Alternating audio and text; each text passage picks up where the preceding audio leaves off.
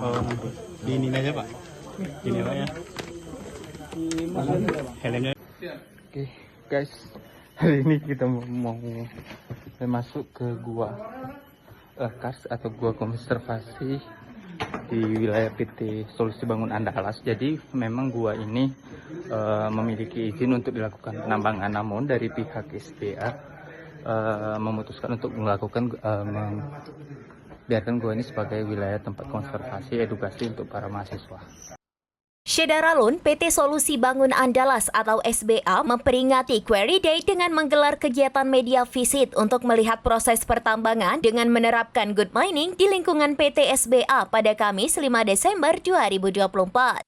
Dalam kegiatan tersebut, para wartawan diajak untuk melihat salah satu gua yang berada di dalam kawasan tambang PT SBA. Gua tersebut bernama Weng Dalam yang digunakan sebagai tempat konservasi dan edukasi geologi kepada pelajar dan mahasiswa.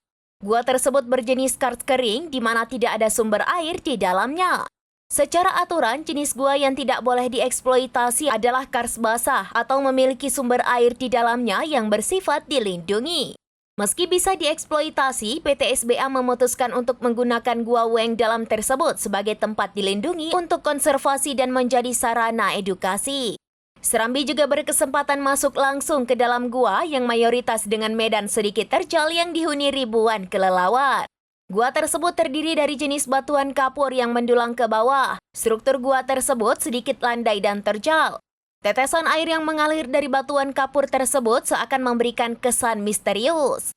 Di dalam gua tersebut juga terdapat coretan berupa tulisan di dinding gua yang berbahasa Belanda hingga Indonesia. Quarry Operational Suspended PT SBA Muhammad Yasar mengatakan bahwa gua tersebut digunakan sebagai tempat konservasi dan edukasi geologi untuk para pelajar. Gua tersebut tidak dibuka untuk umum. Jika masyarakat ingin belajar, harus dengan pendampingan dari pihak PT SBA. Dari Aceh Besar, Indra Wijaya, serambinews.com.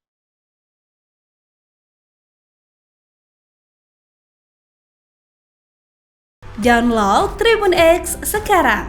Menghadirkan lokal menjadi Indonesia.